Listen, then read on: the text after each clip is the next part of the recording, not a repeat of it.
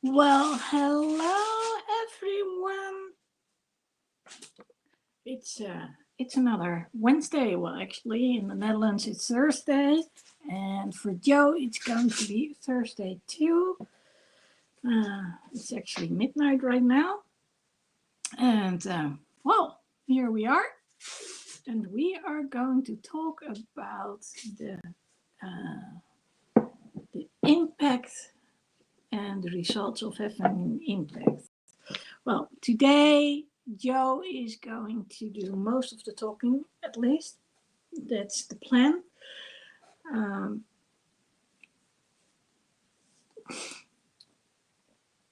so, when it comes to having an impact,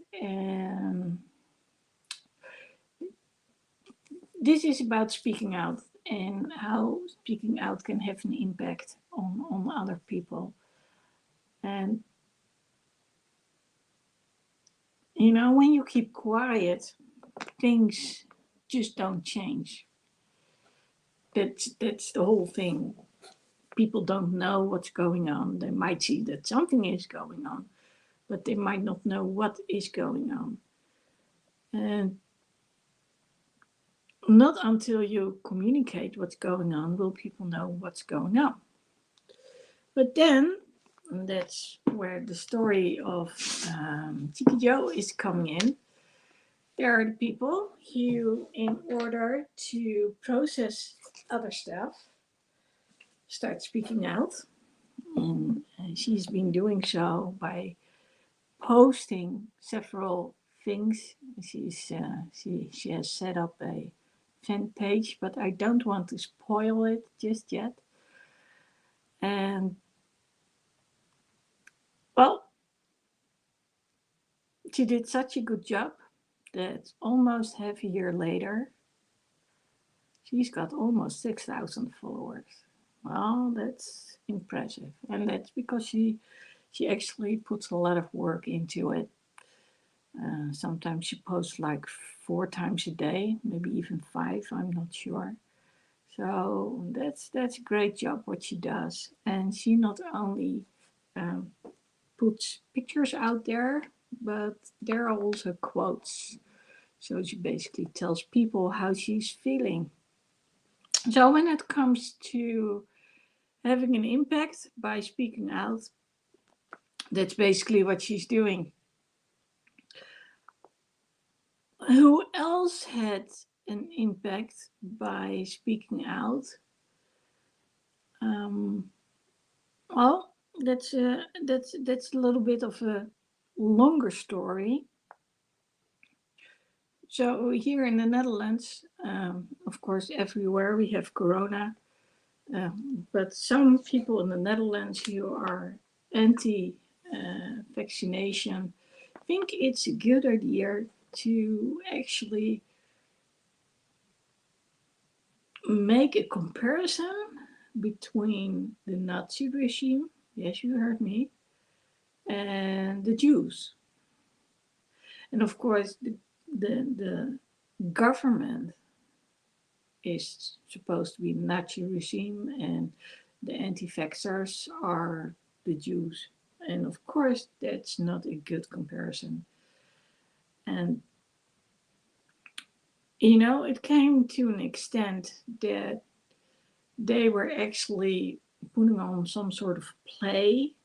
And we're talking about young people here. I think they were about 16 years old.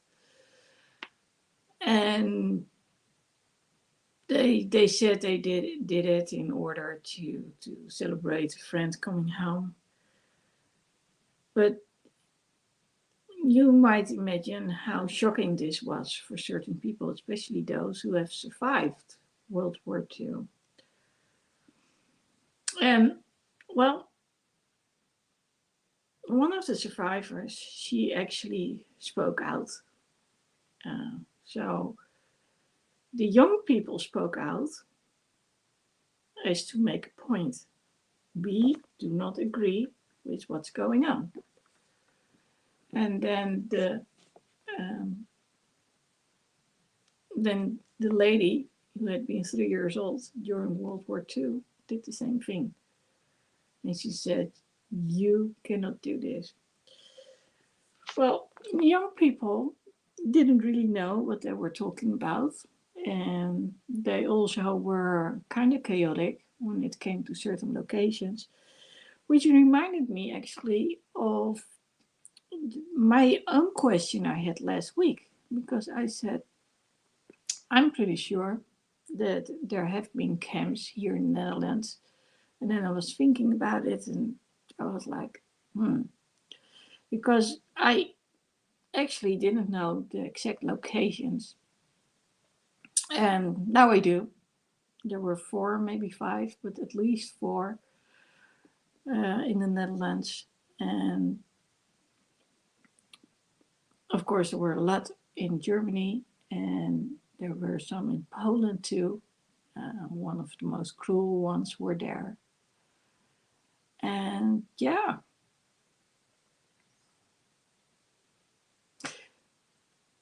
so the young people, they said, no, that's not true. You weren't there because that camp was in Germany. And she said, well, I was there. You weren't. So I know it was in the Netherlands. Oh, what I love about her is that she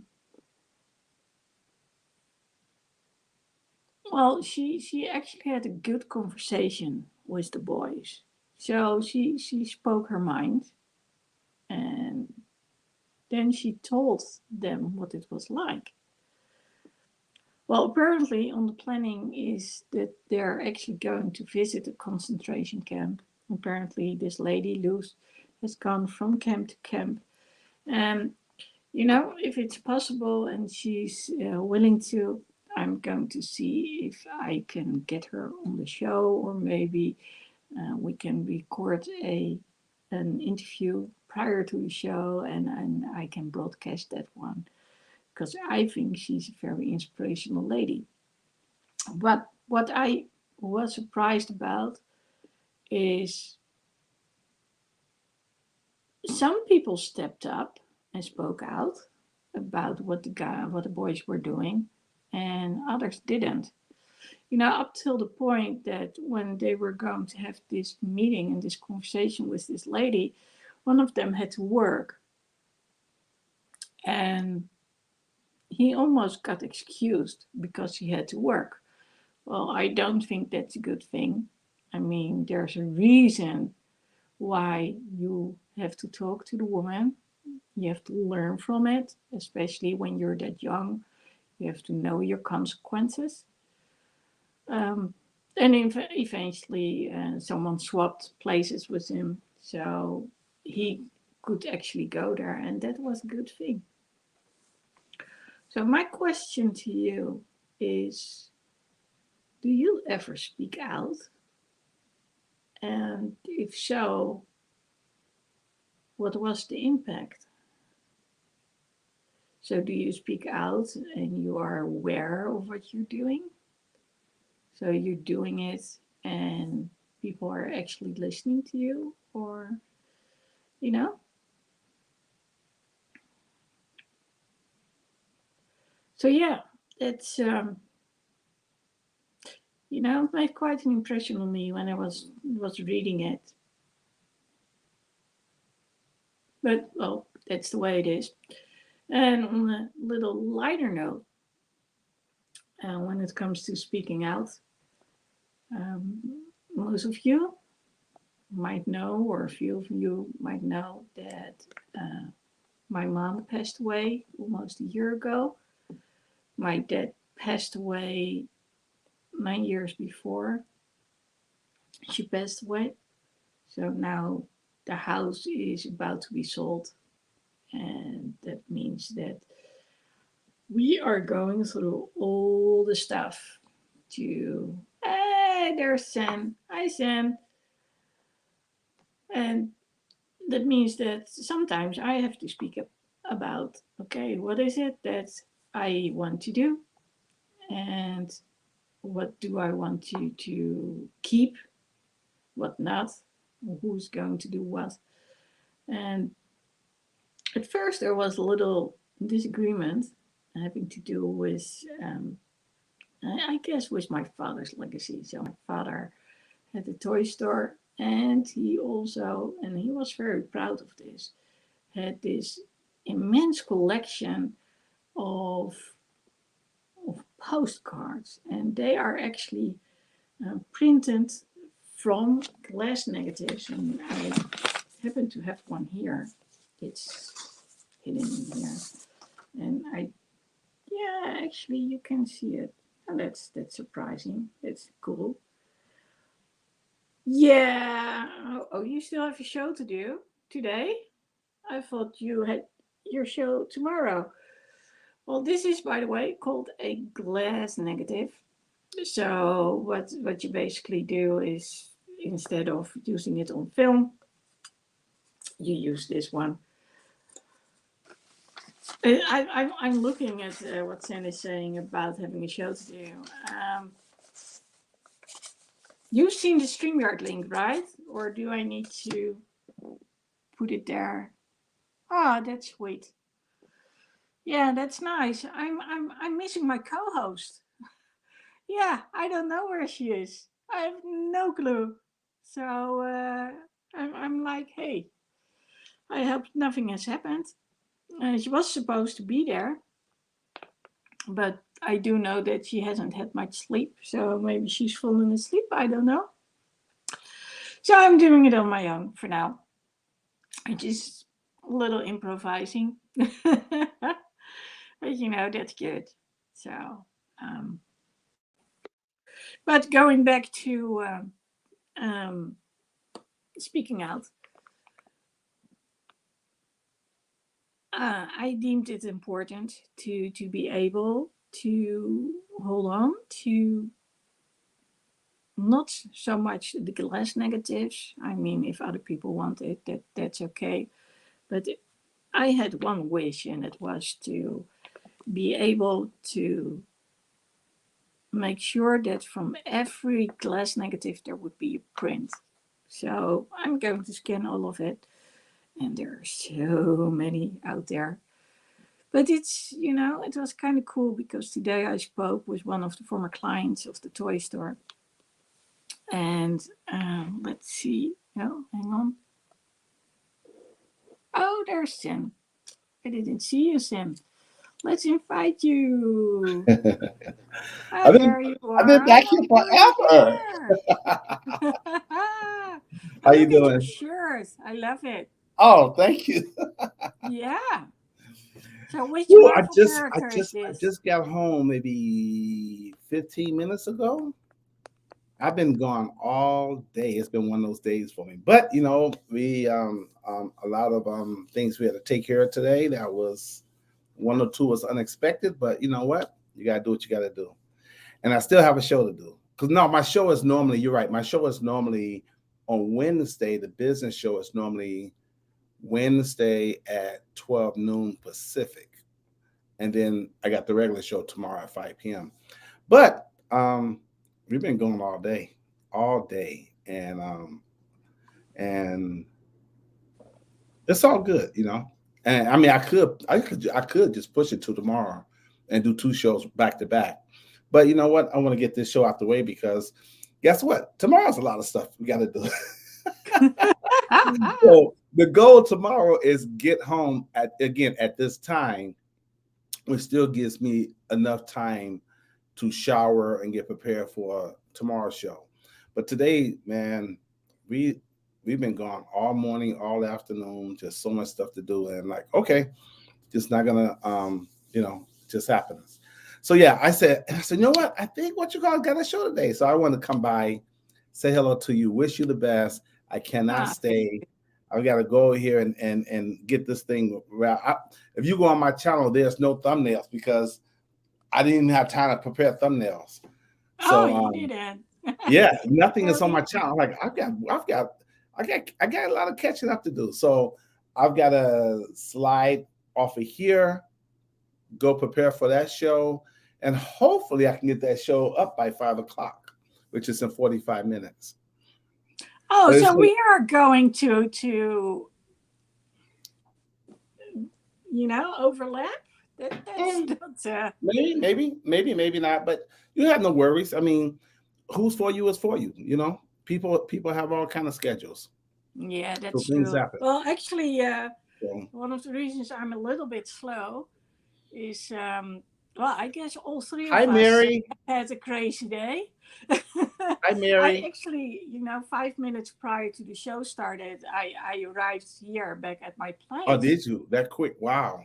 Yeah. Yeah, Well, I've been at my mom's house like all day long, and so I'm not sure what I did. Oh yeah, there were some clients who wanted to talk about the cards. I don't. Did you see the class negative I was showing? man, I've got. Uh, You know I'm, what? I'm This. You going know to what? show you. It's actually Lady pretty Lex, cool. I'm don't even count on me. I'm so we got so many. We have so many. I'm talking about Team Zan. We Yeah, have so many projects that we're working on right now. yeah. Can you see it? I can see something. What is that? Yeah, it's a negative. It's a glass negative, Oh, okay, and that's how they printed the cards back in the days. okay. Oh, 1940, hi 19. Mary. She's saying hi. Yeah, I'm missing. I've got other friends who have YouTube channels and things going on, and I'm not even. They're like Zan. Guys, just don't think about me because I don't have time to go to other people's shows. And when you start doing your projects, especially if you're writing, like I'm doing a lot of writing and video recording, like you're creating modules and stuff. There's no time. There's just no time. There's just no time. There's no time to go over here and then come back over here and be focused. It's just there's just I'm like, guys, sorry, there's just no time. And I'm Yeah. trying my best, even for people like you, like at least come and say hi. But I just don't have to. This is 2022, ladies and gentlemen. That's just the way it is. It's You know, hectic. It's hectic. yeah. Well, Even Ganbert even charts even and even and even my lovely wife. I'm like, babe, we can't do it on this day. We can't do it. You have to pick one of these days because the other days just don't have time. Just the hmm, way it is. You make your yeah, that's commitment and you true. stick to it. So, having said that, where's Cheeky Joe? I don't know where Cheeky Joe is. Tell Cheeky Joe I She's miss supposed to her. be the star of the show today. Yeah, tell Cheeky Joe we Something miss went her. wrong. I can't stay, Lady Lexi. All the best to you, and hopefully maybe next week I have a little bit more time. If not, I just come in and say hi again. But we'll figure it out. I'll probably see you tomorrow. Okay. Okay. If you have time, and if you don't, I Yeah, if understand. I'm not Listen, asleep, then people I'll people sure are come getting say bit. hi. People are busy and busy and busy, and it's good. It's a good thing because people are getting their projects out there now. Yeah. You know, and when you're working on whatever project you're working on, product you're working on, man, it's demanding. It is. Well, I actually, and to answer Mary's question, you're going to start at the top of Oh, the hour. oh, so Mary, I didn't do the show earlier because of some unexpected commitments, but I am going to do the show later. My goal is to do the show at 5 o'clock, which is in 40 minutes. If I can't do it at 5, I'll do it at 5:30. But I've got to get this show out the way. It's the business show because I don't know if I'm gonna have time to do two shows tomorrow. And if I don't have time to do two shows tomorrow, that means I'm gonna miss my show and have to wait till next week, which that's not good for me personally. I don't like missing. I like to, and I've got more show. I got more stuff coming out too. But anyways, to answer your question, Mary, I'm doing my show a little bit later today in about maybe say 40, 45 minutes, maybe 50 minutes. And and it's gonna be part four. So I have to get it done, right? Because it's part four. So I gotta look at what I need to put in there because the thing is I don't want to put too much in there because really this is when I'm talking about making your first $1,000 online, that's really the beginner stage. I don't want to start talking about all the other stages. We gotta do the beginner stage first because there's people out there who are not making any money online. And I'm like, okay, let's get you your first 1,000. We get you your first 1,000. It feels so good. It's, it That's so feels, true. it feels, I'm telling you, I don't care what nobody says. It feels good to make money online. Ooh, it feels Yeah. good. There's a lot of people out there, respectfully, they doing a lot of what do you call it? They're posting and this and that, but they're not making any money. Of Okay. course, you're going to explain what they're missing. Well, to each his own. To each his own. I Yeah, just but I'm you know, for when those who are ready, then they can listen to what I'm saying and what other people are saying out there. And those who are not ready, it'll be there. It's on video, And maybe some people, maybe that's not their intention. Maybe they don't want to make money online. Maybe they just want to just post and get likes. I keep telling, but if you want to make money, well, you know what this a Brendan and Mel Abrams said today. They said it's also about being surrounded by like-minded people. I missed that one. Mel and Jonathan. I Yeah, saw that. I saw like, oh, I can't make it. I saw that growth day. I saw that Lady Lexi. I said, oh my gosh, yeah, I and couldn't make that one this. either. I was still at my parents' house when I was watching it, and I then saw two that. other people came in. So I was having dinner, and then they came in, and I realized, oh my god, I'm not facing the camera. I'm looking that way. Oh my god, yeah, I That's saw rude. that. Yeah, I'm sure. I guess I could check that. I could check out the recording, but the live episodes are really good. Man, I couldn't get that one either. Like I said, it was one of those days. So it's Yeah. all good. Well, You it know was what? about Life, what are you going to do to win the year, and are you just going to sit back, or are you going to take action? You know, all that stuff. right? You And know what? of Again, like I course, for said, me, I this don't. is the Like I first said, show I this don't. year. Like I said, I don't judge it. Everybody's got their own growth pattern. They've got their own journey. I'm just at a point now where this is extremely important to me, and it's extremely important to my clients, and it's extremely important to the people that I want to attract. All due respect to all the other ones, but I really want people in my camp, that's in my community, that they want to monetize their message. If they don't want to monetize their message, they're not going to stay too long, because I'm pushing that big time in 2022, because this is the secret sauce. And to each his own. If you just want to, again, everybody's at different places, and I'm not saying what's good and what's bad. To each his own. But this is the kind of this is my branding. This is who I am. Well, they said you need to be specific. You are being specific, so that's good. Yeah, yeah, and again, and there's people out there who, again, we've all been there. And I'm gonna say this last piece, and I've got to get going.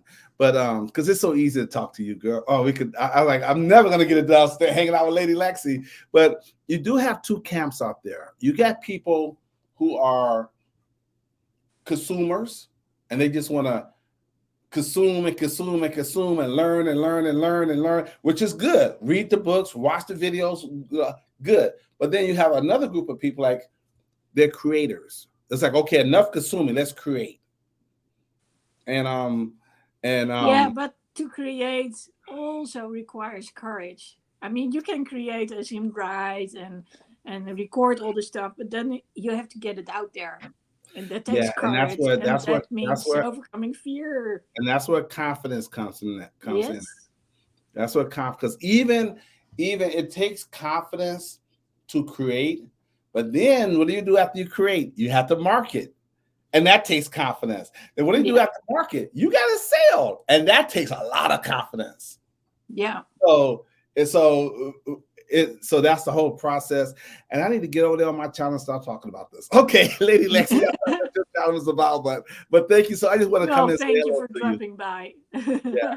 And say hi to I'm sure she'll show up later. Say hi to Cheeky Joe for me. Yeah, I will. I will once she shows up. Okay. See you later. Hopefully I'll see you later too, Mary. Okay. Bye guys. Okay, bye bye. Okay. Well, Mary, do me a favor and just type a little bit more because it's quiet right now. You know, with them gone and Joe not being here. That's a little bit weird. So I was trying to tell Zen that today was actually a little bit of a challenge. Well, not just today. I guess the last couple of days, maybe even the last couple of weeks, you know, to speak up and speak out for myself. Ah, that's so amazing. You're here. And, you know, and it has to do with getting things done. So at first, when my mom passed away, and it was said you're not going to open the toy store anymore, and was like, ugh. And of course, then the question becomes, am I just going to do it anyway? But I didn't want to risk a fight, so I stopped it. And then when I saw the client today, it actually felt good, seeing a familiar face, talking about it, all that stuff. And of course, due to yeah, that's true. It starts with us, and um, because of Corona, we were. You mean my mom? That's February 1st. So not yet, not yet, but in a couple of days the house will be sold, so everything has to go.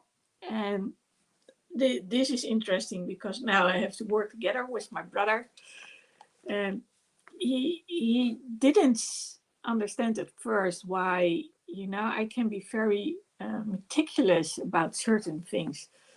So my mom had so many things, and I mean a lot of things. And it was like stacked all over the place. And I'm not just saying in the living room and parties in the kitchen. No, in one closet is one thing, and then in the kitchen is another thing, and then in the living room is another thing. So because we have to sell the whole all of the stuff, I mean, we cannot take everything in. That's going to be a problem. Um, well, I did keep this, by the way. It's kind of cool, I think. Um, I literally was sorting things out, but at first I didn't want to be there. Um, her last months had taken a toll on me. Being there so many times. Oh, thank you, Mary. Um, and now he's like, okay, I've been there systematically, every week, and I can't come anymore. And he actually wanted to have everything out there. So when the garbage men come tomorrow, they can all pick it up. And so there was supposed to be someone here today at that house, another one, to pick up some stuff. But yeah, that's where Corona set in. So already he was supposed to come on Sunday, and he said one of my kids is sick. And well, he let me know today it's not going to happen today either because, yeah, they came down with COVID. And I'm more, a little bit laid back. And of course, I live uh, far closer to my parents' house than my brother does. I mean, he lives in a different city, so it's just to get there from city to city, it's like 45 minutes, 50 minutes. And then, of course, he still has to go through the city in order to get there.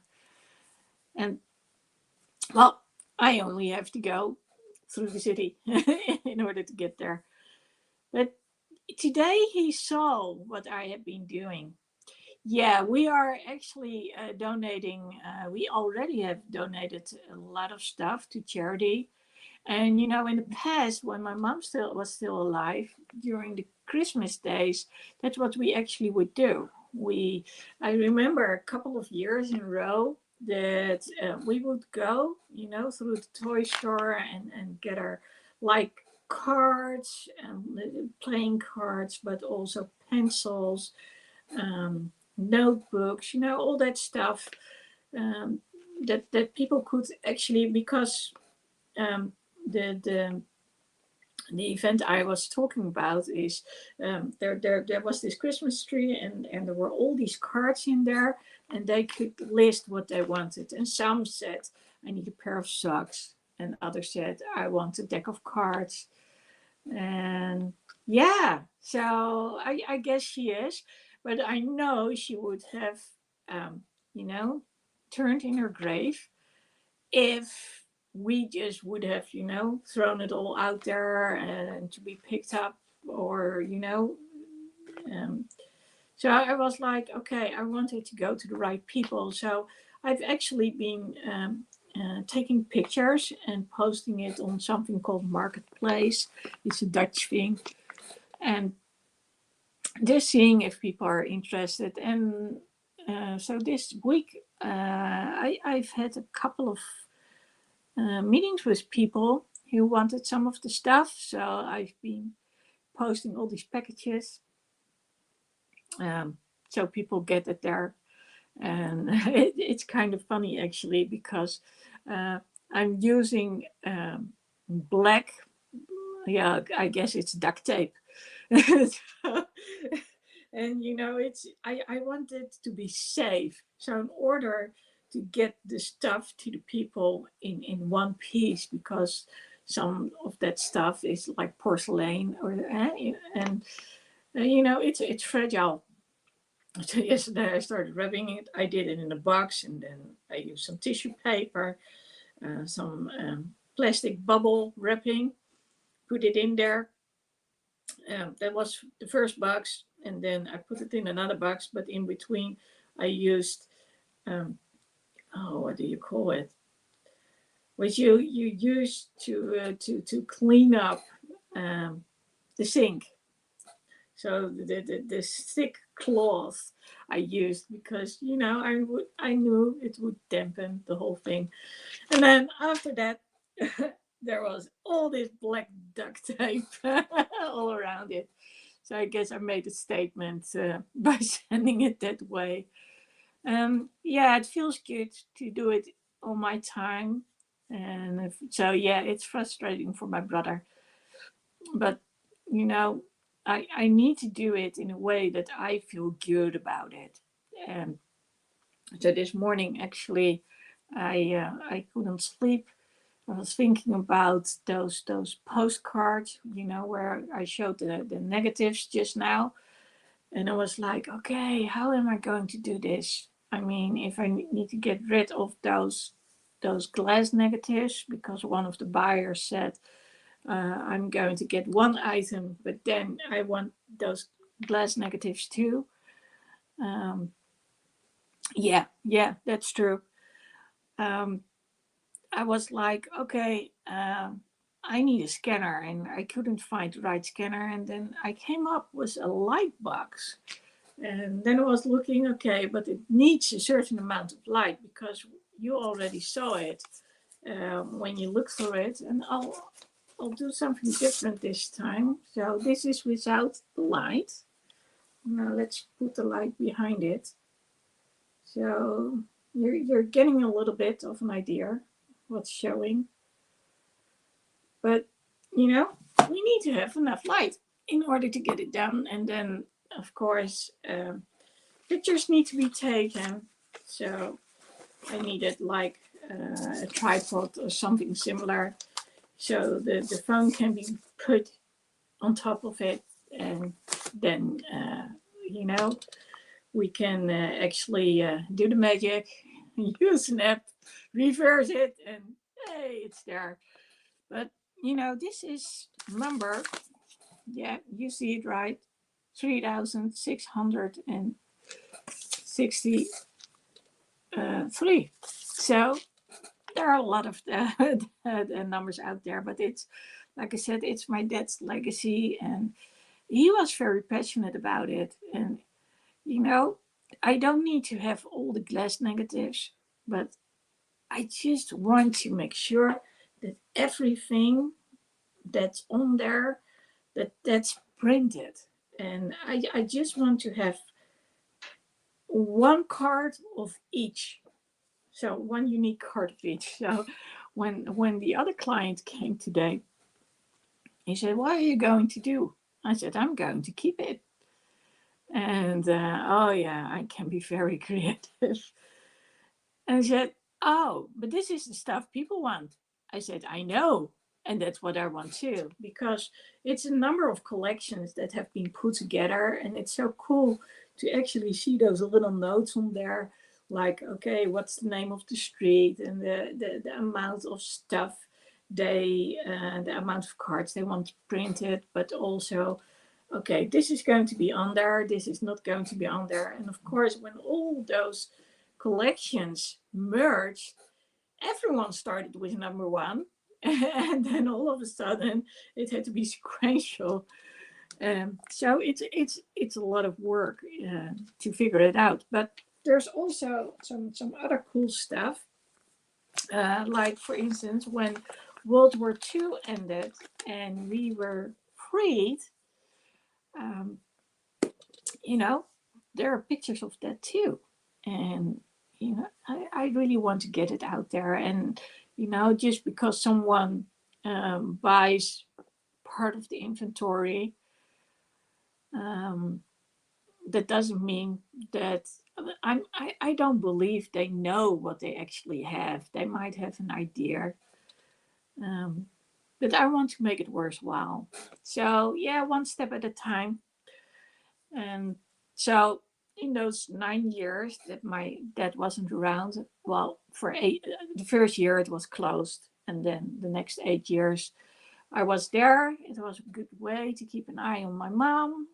Go there once a week, talk to her, because of course I have my own practice, and I was coaching. So on Wednesday afternoon I would be there, shop would be open, and then when it was closed, we either would do some shopping of our own, and otherwise, mom would start cooking dinner, and then we would have dinner together. And of course, that was always a good time, watching some soaps together, which, and that's a funny story.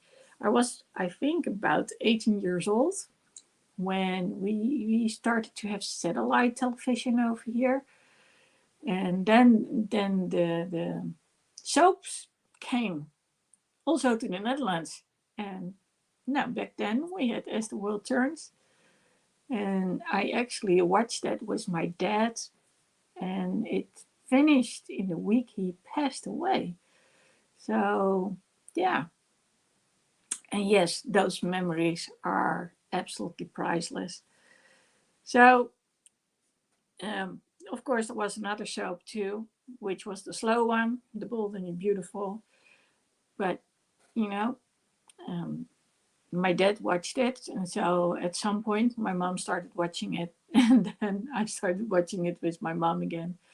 And it was easy to catch up when only watching it 1 day a week, because it's so immensely slow. But yeah, it's true. It's about good memories. And yeah, there are lots of good memories. And now going through the stuff, I I notice that I'm dreaming uh, pretty regularly about them too. Think about all the good things too. There are things which make me smile when I see it and think about it. So yeah, yeah, and I'm curious. It's yeah. I think I can make this happen. Make that catalog. It's just the one thing I wanted to do, but as a result, and I noticed this today. So Zen was talking about that he hadn't made a thumbnail just yet. I actually had that same thing. I had, I assume people now know that on Wednesday this time, because I am doing this broadcast at a fixed time, that people know where to go. You're happy they left all that legacy. Um, you're talking about your mom and dad, that they left you legacy. And um, So um, I'm a little. It happens every once in a while, you know. Then I get sidetracked, and I'm like, okay, I was talking about something. Um, oh yeah, Jen was talking about the thumbnails, and I realized that I hadn't scheduled it yet. And again, I assume that people already know. So I was like, okay, I need to make an Instagram post, and uh, after that, I'm going to schedule it. You know, have the description on there. But meanwhile, I was at my mom and dad's house because client was there. So I was actually, you know, just going through the motions, and I was like, okay, now I need to get it done. And that was, yeah, it was kind of interesting how that worked out. But I did it. So yeah, that's true. It's true. And they left a great legacy, you know. And that's one of the reasons that I want to hold on to those postcards because um, for me, being in the toy store one afternoon a week was my way of keeping his legacy alive, you know, feeling connected. And in those 8 years, it felt like I got to know him more and more and more. And what was cool was my mom had no clue what I would do at my jobs. And then she got to see me interact with clients, and she was totally surprised. She was totally surprised at what she witnessed. And that was kind of cool. I have to say, that was really kind of cool. And you know, of course, um, well, not of course, um, three generations actually had come to that store because when my dad passed away, he was almost 88 years old. And right up till the last moment, he had had that toy store. So it was special to hear people talking about it. And of course, I had my own memories from where the shop used to be, right until we moved there. And now I was there, and I remember, you know, the first time that I was opening up all those drawers, I was like, this is weird. You know, I see yeah, he was really present because I would see his handwriting, you know, all those numbers on there, and it was like, okay, he kept this here and kept this there. So I had an inkling of where he put all the stuff because he was kind of organized. Um, but at some point, I needed to make it my own, and of course, back then I was struggling with not being able to walk or stand on my foot. I could only stand on my right foot and on some toes on my left foot. And that made it very hard for me to actually move things around. So I needed to have some things at strategic places, but I really wanted to really organize the whole lot, but that just wasn't optional. So when I could, I did. And you know, a lot of people came by. You know, during that time, I made a lot of friends. My mom made a lot of friends, so actually, we made a lot of friends, which was kind of cool. And they would come over on the Wednesdays, and yeah, I do. And so when my mom passed away, and my sister said, "You're going to close this toy store," it was like, what? And I can tell you, I didn't handle that graciously. I yelled and I screamed at her. I was so upset. I was so immensely angry. But here's the thing, she is my sister and I love her dearly. So no matter what, yeah, exactly, the more friends, the merrier. And this was the thing, my mom could be a little bit grumpy and And she would talk about those people. And of course, my sister would only hear the occasional stories whenever mom was grumpy. And she said, that's a terrible person, or that's a terrible person. And I was like, no, they're not. They're good people. And why are you asking them to come by? And I said, because mom actually liked it when she saw those people, and vice versa. Um, the people who came around, and some were, her age or a little bit younger, some were my age. They actually they appreciated my mom because my mom had so many stories to tell. And um, well, I'm not sure if you're talking about my sister or about my mom, but um, well, when it came down to it, my sister actually had talked to my dad, and here was the thing. My dad, and I didn't realize this until maybe in the last months that he lived. They had a certain bond, and you know my bond with my dad was more like we would sit together and we would have this energy. And my dad had great energy. You could just sit there next to him, and again, he was 6'6", big guy, and it was all good, you know safe, all good. And we've had some rough times, but it never showed. I mean, in retrospect, I say, oh, it wasn't easy. And of course, we heard all the stuff, but he still had this amazing calm energy. So when it came to my sister, she's the older one. I'm the youngest one at home. They actually discussed a lot of things. So apparently, they had discussed that um, he wanted her to sell certain things and to close the store. Well, I didn't know. I wasn't told. And at some point, my mom suggested to reopen the store. And of course, I was like, okay, I need to keep an eye on my mom because she's alone now. And this was a great reason to, yeah, yeah, I did inherit the energy from my dad. That's so true.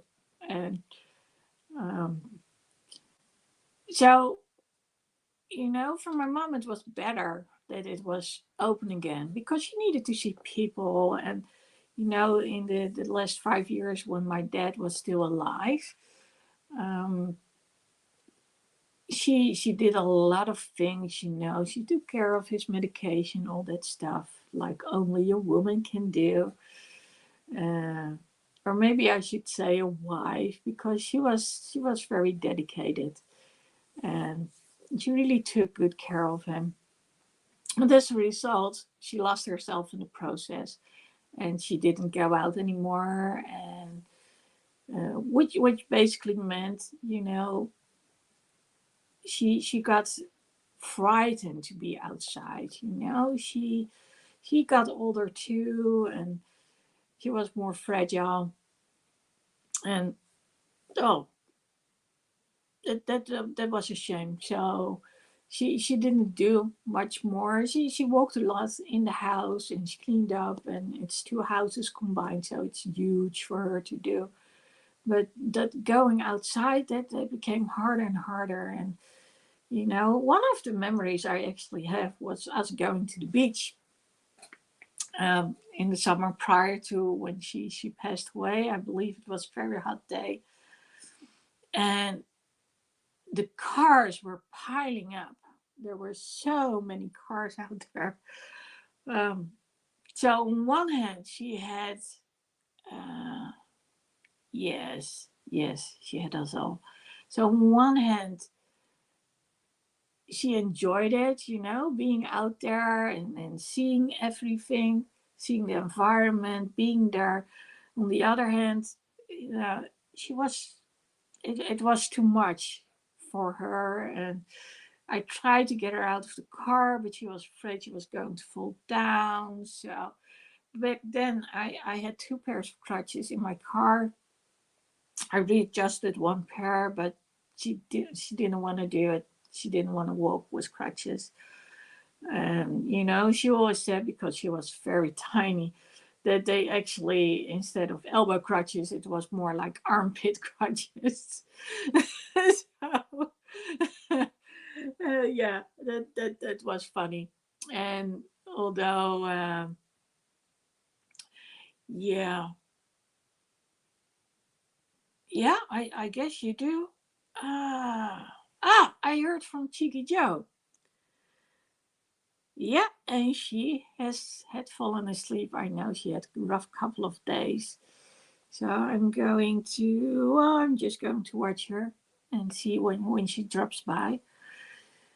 Yeah, and beach, here in the Netherlands, of course, not comparable to what it is in Cameroon. Um, but my parents always loved going to the beach, and of course, my parents had lived in Indonesia. Well, run, I can still can run, but I can at least, walk again. And today was another, like, this weekend was the first. I went to the store where they sell all those magazines and where I drop off the packages.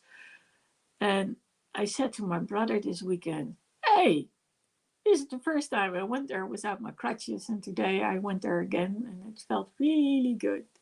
So, of course, I had to wear my knee brace, but you know, uh, that's nothing compared to walking with crutches. So that's freedom. It's absolute freedom. But yeah, my parents, they loved going to the beach, and I remember, I'm going down memory lane now. I'm doing it anyway. That after the toy store closed, and I think that he may have closed it a little bit earlier on those really nice summer days. Then we would go with the five of us to the beach. And sometimes we would take the car, and other times we would walk because it wasn't that far away. And we would bring uh, bottles of soda and what we call chips, um, you know anything to eat, and we would have a great time. And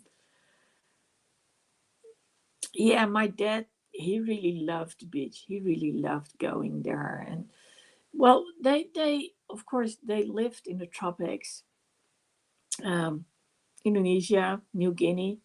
And so I maybe you understand a little bit about how it was over there. Of course, I haven't experienced any of it. I mean, I've walked through the rainforest, so I know a little bit about how it feels, and I've seen all the big plants. But when it comes to um, showering with cold water, because there was no um, system in place. Yeah, that's true. And here in the Netherlands, we have lots of water, but that wasn't the case, of course, in Indonesia and in New Guinea, especially back in those days. So yeah, when it comes to civilization, it was about setting it up there. And it wasn't until I actually went to Australia and um, um, we were rationed when it came to water that I came to realize what it actually meant. So I guess instead of taking a shower, no, I never been to Indonesia, just Australia a few times, um, and of course the US. But no, for some reason I never wanted to go there. It's not my kind of scene, I suppose. But being in Australia was, of course, very similar to Indonesia when it comes to vegetation and when it comes to climate and all that stuff. And that was cool because then that time I could start understanding what my mom was talking about. So um, yeah, that was good to see. And then So instead of taking a shower every day, I would just, hop on into the pool and do my rounds. And I have to admit that by the time I came back to Holland, I had to cut off this much of my hair because of all the bleach, which was there. Um, well, I don't think I have any family left in Indonesia anymore. You know, um, in the 50s, uh, they had to make a decision whether um, they would become, well, my mom then, of course, because my father was Dutch citizen. My mom was a Dutch citizen too. Um, but she had to make the decision whether she was going to become an Indonesian citizen, so no longer a Dutch citizen, or that she was going to leave Indonesia. And they decided to leave. That's when they went to New Guinea. And then the same happened again in the 60s. And they had to leave there too. And that's probably one of the reasons I never went there. I mean, the way my parents had to leave, that wasn't a good way. And back then, when they came here, it was so much different from people who are actually coming over now. So whenever people come here now, they feel like it's heaven, I suppose. There's a lot of um, controversy, and because we have a shortage of houses, so the young people actually they can't find a place because there are no starters places to obtain. Well, that's okay. You can be curious, and so they had to rent a room, somewhere in a house, and there was no money. They weren't sponsored by the government at all. And of course, nowadays that's totally different. And so people are saying we don't have any places. There are people homeless, and now of course other people who come, they just get the houses, and good luck. And well, my mom always had a little bit of, she wasn't treated well. She wasn't treated well by the people from Indonesia because she was too white, and she wasn't treated very well in the Netherlands because she was too dark. Um, so, have I experienced life in Indonesia? No, um, because it won't be life as she has experienced it. I mean, I've read a lot of books, and that's when I went to Australia. I could actually, understand what was going on. I could actually see it and experience it with my own eyes. And I remember the day that, we have those tiny little plants, in our house. And then I would go there and it would be like this big. And I was like, whoa, that's a big difference. That was funny. But no, my mom never wanted to go back. She said it's not the same it was. And I guess for that same reason, I didn't want to go there either. So my brother has been there actually, but I haven't. And you know this. I really love going to the US, and yeah. So if I can choose, I'll just go there. My friends are there. I don't have any friends or family that I know of in Indonesia, and I do have friends, of course, in Florida. So it makes much more sense to go over there. Hang on for a sec. My eyes are getting a little bit dry. So I need to put some eye drops in there. And I need to tell Joe that I'm still on live. So I'm going to ask if she's going to join me. Hey, you're joining me.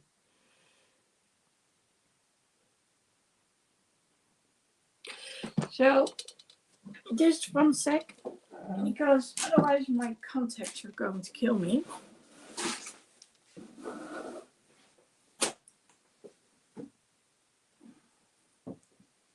So if I'm going to cry, then you know why.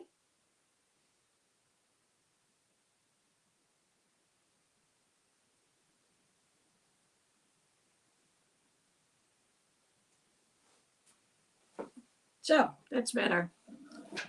Um, shouldn't be, and people should just be people, nothing to do with color. Yeah, I agree. Well, the thing was, of course, that and you probably have seen this too, is um, Indonesia was a Dutch colony. So, of course, the Dutch people, the white people, came over there and they basically ruled the country and the people. And the people who were originally from Indonesia, of course, they didn't like that. So there was um, the Dutch people, of course, who were the ones who were trading, came over there, had their houses, had the money, employed the people from the island, and then let's face it, a lot of women from the men who were there in Indonesia were still back in the Netherlands. So, you know, they hooked up with the local women, couldn't get married because they were already married. So, children out of wedlock were born. And if they were white enough, they would, be part of the family. And then when they weren't white enough, that's when they stayed there. So yeah, I can imagine that um, you know people didn't really dig it what was happening over there. And you know also the fact that my mom, um, yeah, she didn't really fit in. Yeah, exactly. I was already thinking, what I'm talking about when it comes to being from a colony. She wasn't accepted by the Dutch people, even though she was a Dutch citizen, and of course she wasn't accepted by the locals because she was still a Dutch resident, and that's you know growing up, I always assumed that the entire country, as in Indonesia, was Dutch, but apparently not so. So yeah, um,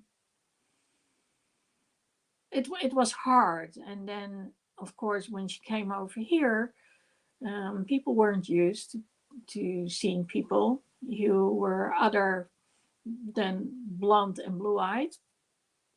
Um, so yeah, she people looked at her weird, and I remember that when growing up.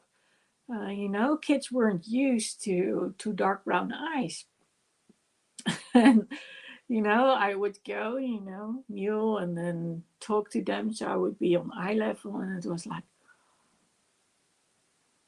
because they'd never seen someone like me. And well,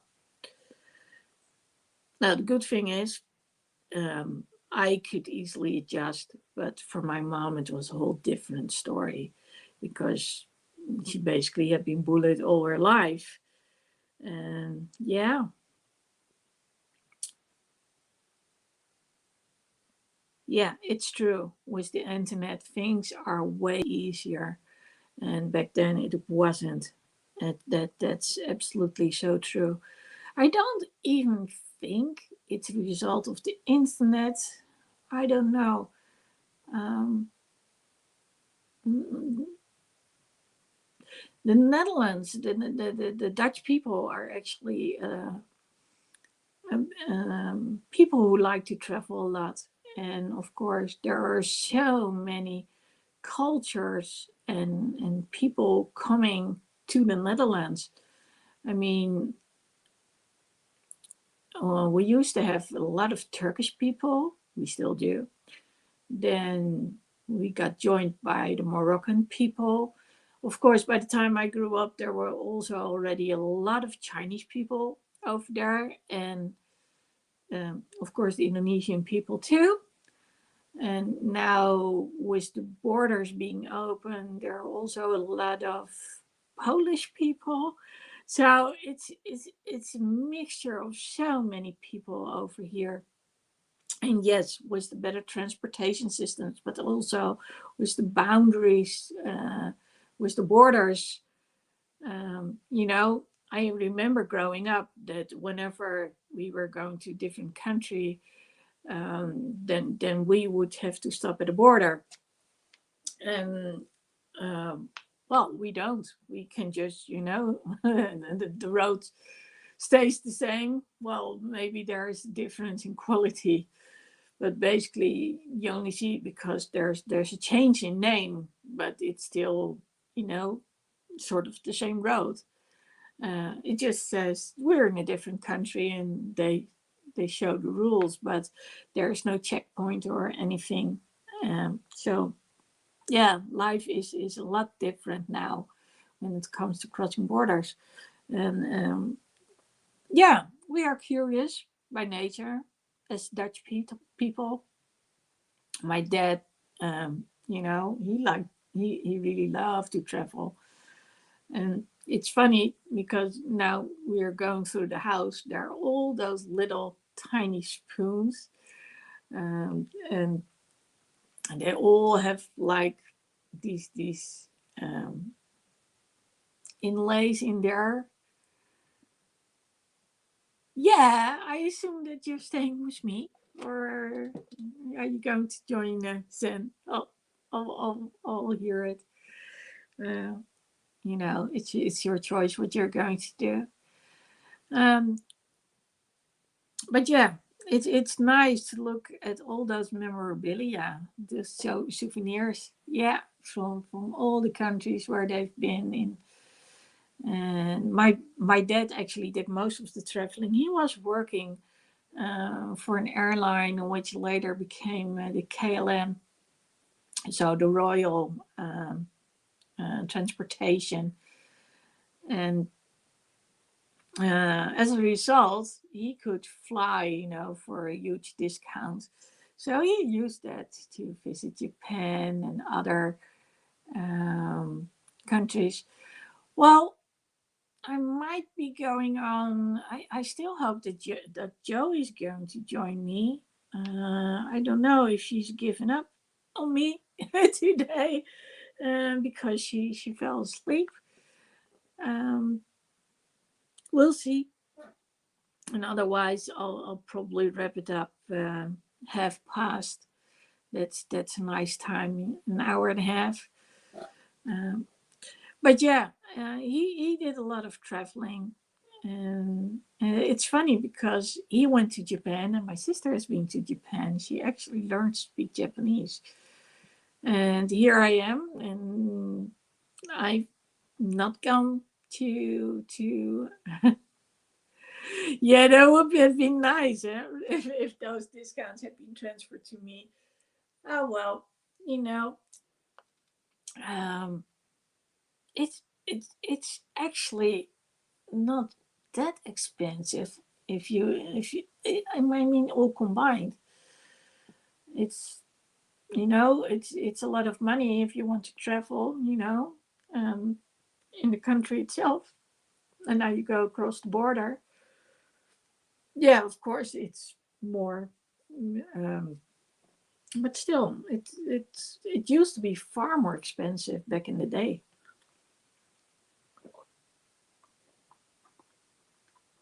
You know, I love traveling.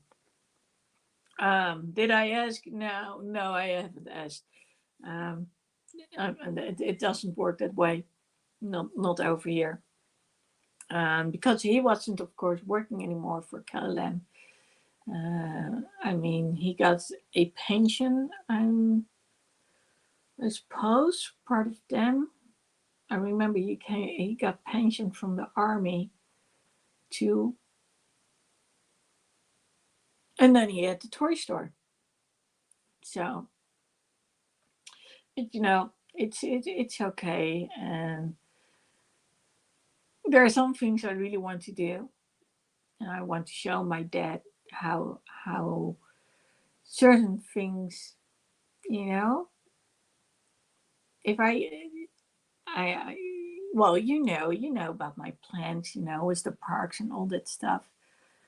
And it would be cool, to have one day the one dedicated to him. So the first one is going to be dedicated to someone called Joost. She was one of my clients. And yeah, I probably could dedicate the second one to my dad. That would be a nice one. Yeah, so okay, why did I talk about traveling and what he loved to do? And we were talking about visiting the various continents and the traveling. Yeah, yeah, and yeah, and I think it's interesting to see what's going on in other countries. Of course, we hear about what's going on. Um, yeah, I suppose they are. It would be nice, and you know, I guess I also want them to be proud of me, and that's one of the reasons to keep exploring things, keep trying things, keep doing things. This is actually the fourth broadcast that I'm doing. I mean, since the first Wednesday, I've been here every Wednesday, and yeah, I can honestly say I'm doing it. So that's kind of cool, and I'm still talking about impact. And basically, although um, I was going to talk about impact, but this was about speaking out in impact. And of course, I've been talking a little bit about speaking out in impact. It's nice to, yeah, we all need lots of money. You can always look it back later on. Um, but um, yeah, when it came to impact, yeah, I guess I've been sharing a lot of things when it came to when it's come down to my parents, and I actually love doing it. So thank you, Mary, for having me talk about them. And of course, it's also the result of um, me. Well, actually, my brother sold the house.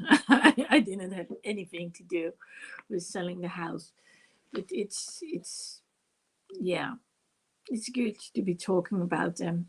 And it's weird because when I look around the house, I see all these little things, and I'm like, oh, that's from my mom, and that's probably not correct. It's probably been a lot of my dad, which was their hands, but somehow I linked it to my mom. But that store, that was really my dad. That was his domain. It was his place, and yeah, it was nice to have bonded with him over it.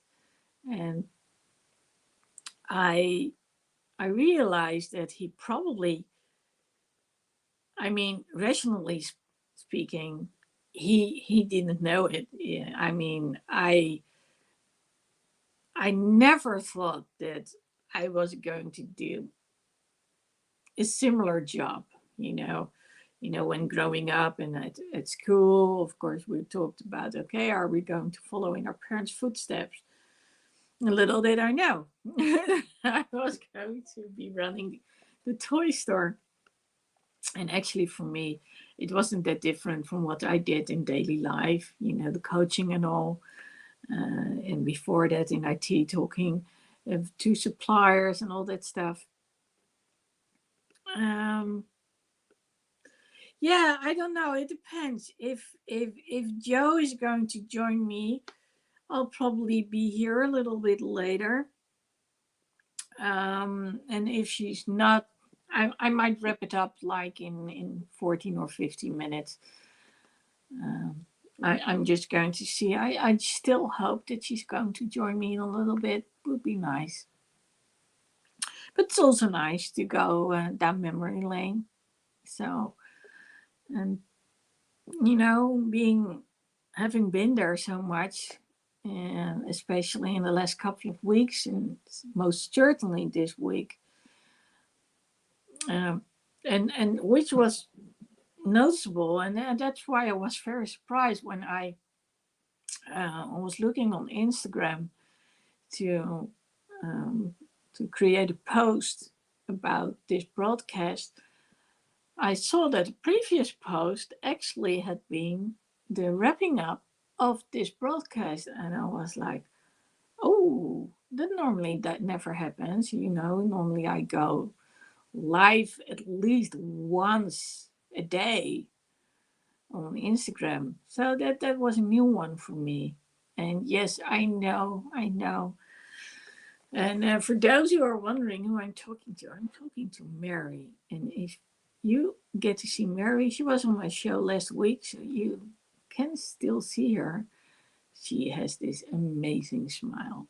She's the sweetest person, and always very supportive and always very encouraging. So that's cool. So love you, Mary. But yes, it's nice after a week of being so involved. And of course, it's so next week I still may be in the house on Wednesday, but on Thursday it will be sold. So this probably I'll probably be there in the weekend still. Still got a lot to do. Sort out all those cards I was talking about, glass negatives. And hopefully there are some other people feeling good enough to pick up some of the stuff they wanted to have.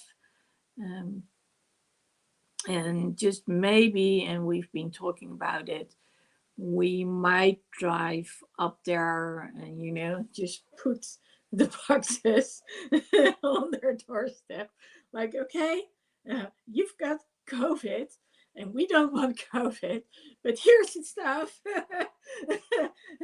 They'll send us a payment request, and then or we are going to send you one and then you can pay us.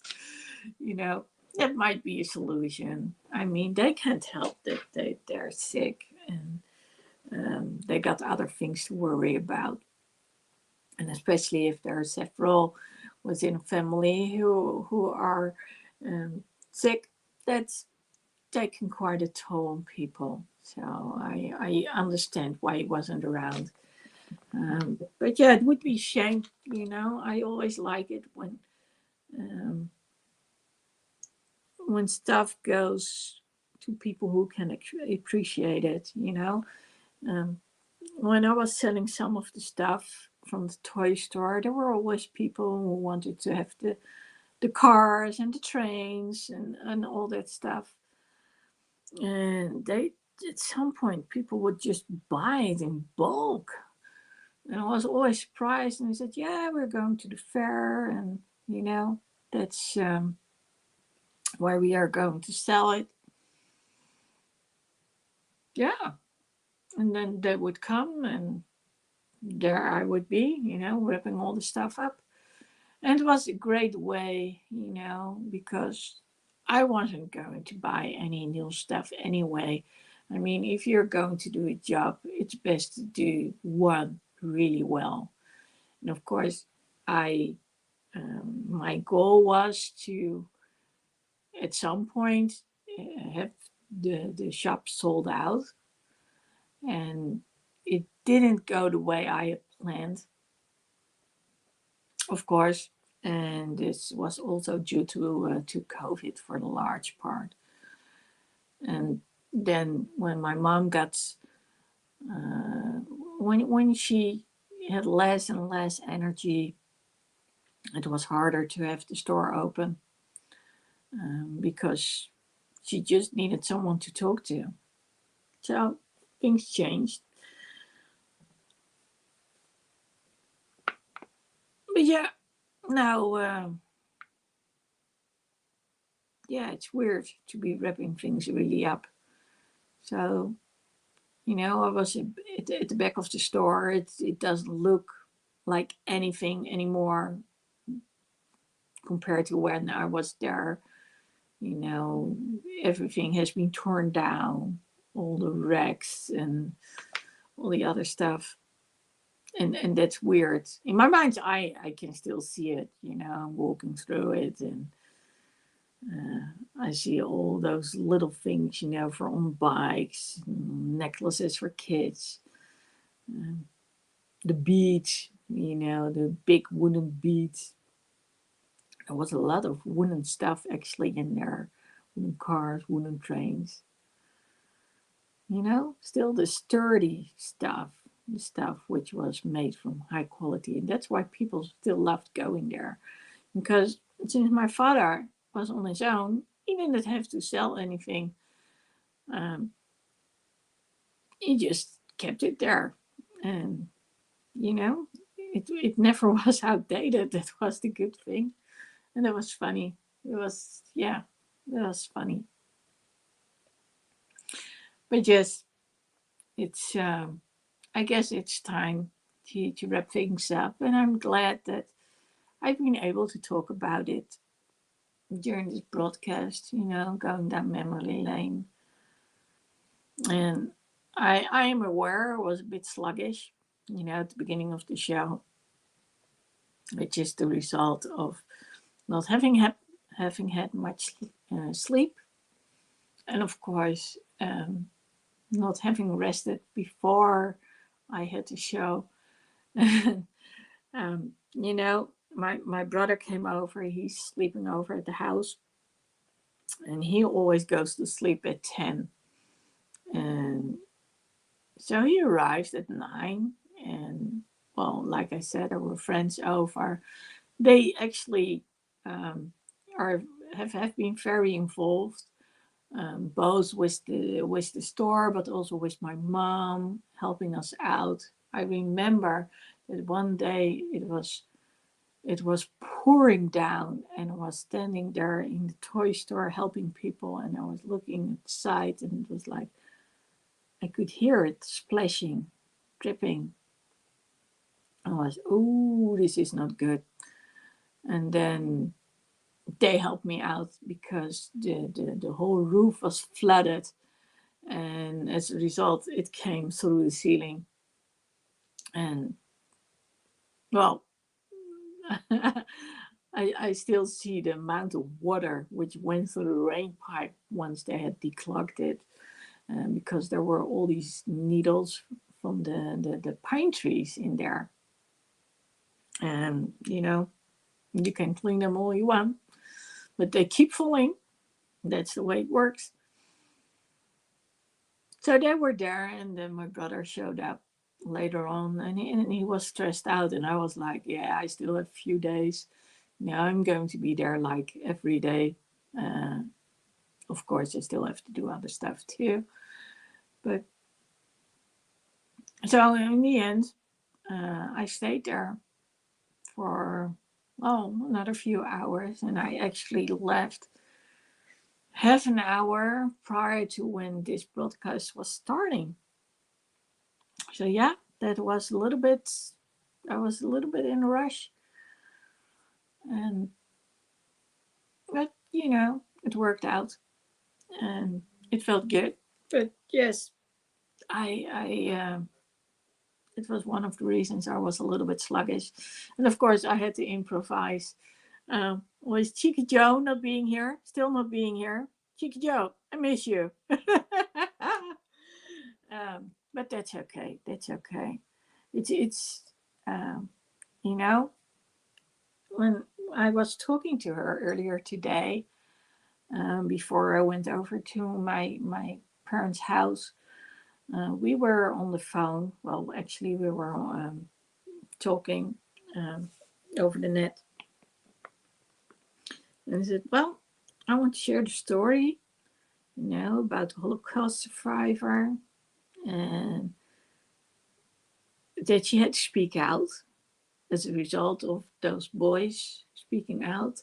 And she was completely excited. Oh, yeah, I would love to hear. And I said, well, you do realize it's 1 at night, when the show starts. That's not going to work for her. Probably. And of course, I don't know if she can speak English. And now I do believe that people her age actually do speak English. It's the younger generation before that which doesn't speak English, and then of course the generations before which came after that, they actually do speak English again. But there are a lot of people now in their 60s, probably maybe even 70s, who do not speak English. So I can't expect her to speak English, but you never know. Um, so I said, well, the other idea I have is because she actually posted something about it, um, and I checked it. She started her um, channel on Instagram at the beginning of August. So I checked, okay, when did I send her a message and when did I start commenting? When did I start liking the post? And I quickly found out that was in that same first week that she started sending all these putting all those posts out there. So that was actually kind of cool. It was like, wow, that was pretty quick. And of course, she has almost reached 6,000 people in less than half a year. Um, Part of it being the result of her posting about a famous actor. But then again, she is the one doing the job, sometimes posting that 4 or 5 times a day, using the right hashtags. And also, her artwork is good and she adds very nice quotes to it. So yeah, it's looking pretty good. And it's because of those quotes that I got to realize things were not entirely the way they should be. And it was because she said some things about it, and then of course I asked about it. That and by the time Evan Carmichael asked us to do our lives on Instagram, and that's when I said, okay, how about you joining me live on Instagram? I still remember her like, oh, I can't do it, but she did, and by now she's so used to going live, except of course for when she's fallen asleep. That yeah, she doesn't mind hosting the show with me, and that's cool. So it's funny that I am. Well, funny is not the right word, but because she decided to speak out and get her stuff out there. I found her, and it's my thing, the speaking out and the inclusion.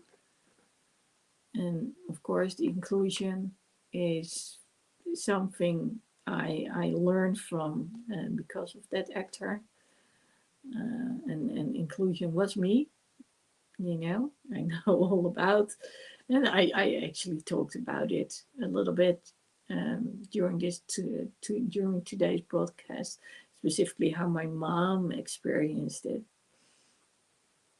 But yeah, it's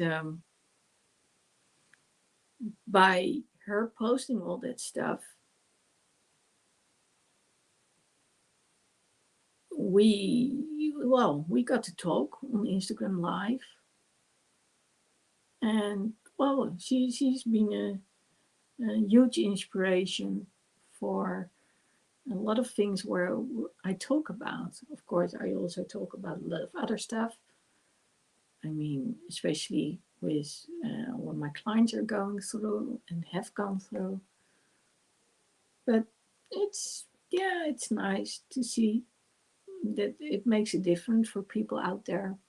And Zen said it last week. He literally said, "You can't stop with this show because this is about helping people, having them speak out." So, because I always say I give people a voice, and sometimes I literally am their voice. And most of the time, of course, it's about them learning to voice themselves with the goal of not having them harm themselves or others. And yeah, when he said that, you need to go on because this is way too important. Yeah, that really got to me. It was, it also felt really good, knowing I make a difference. And if I look back on a year ago, when my mom passed away, I actually, my clients all went through a very rough patch. Was on suicide watch for a number of them. Then also there was a thing called them being homeless. Not all of them, but some of them. And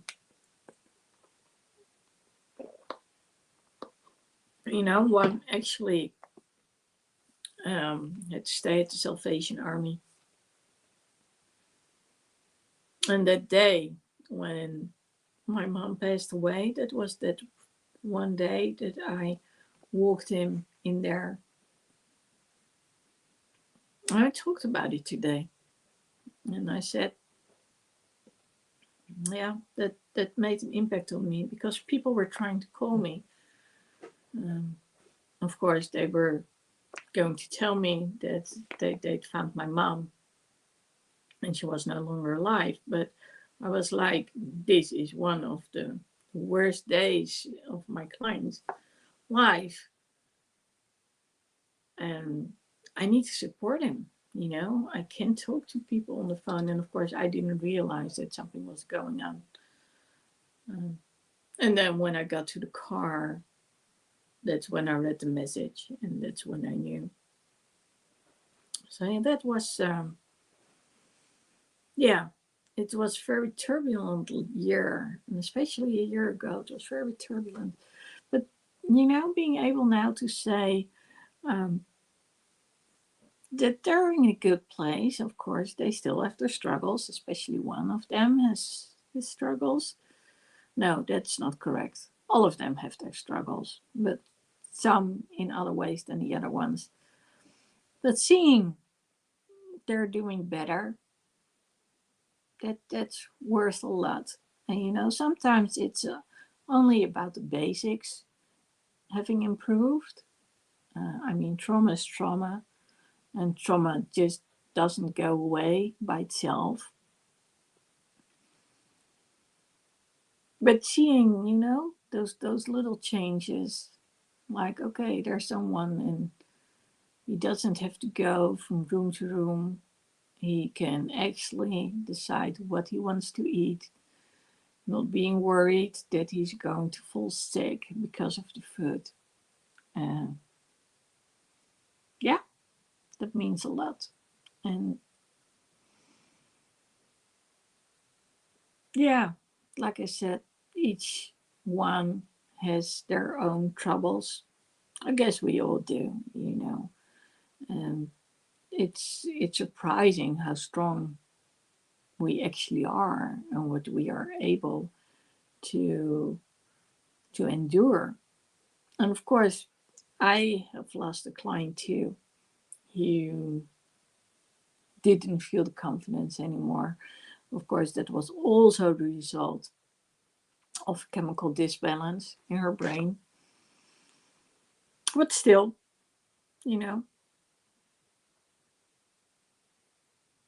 but I guess it's been good that the whole process between her passing away and the house being sold has actually taken a year and 2 days. It's yeah, it's given me the time to come to terms with things.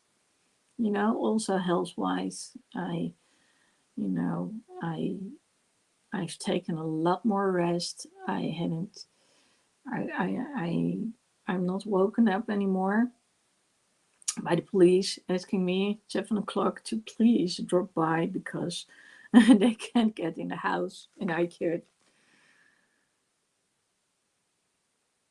yeah,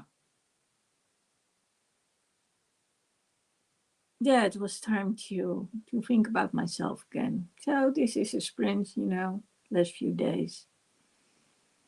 And I'll manage. I'm sure I will. I mean, I feel pretty good about it. But having said so, um, I'm over 90 minutes in. My eyes are very dry. I already used some eye drops. Um, but I guess it's time to tell you all goodbye. If you want to have my intake on impact, then I'll post the link, chicarecc.com/impact. And you can download a PDF which has some steps having to do with impact, and it also shares my story. There are some examples in there, and well, you know, just read it. I would love to work with you. And Sten was talking about certain things, you know, goals, which Mel Abraham was talking about too, together with Bren Burchard earlier today. And yeah, it would be nice to set up a group coaching, um, not a course, but doing it 2 weekly. I love coaching people and I love to do group coaching. And if that's the way to get people to find their voice and speak out, all the better. But for now, I'm going to say all of you goodbye again. If you want to reach out to me, you can. You can always leave a comment, and you can also go to the website. And as for all else, I'll see you around next week, same time, same place, just a different month. And yeah, let me know what who made an impact on your life and how you've made an impact on other people's lives by speaking out. Okay, that's it for now. See you soon.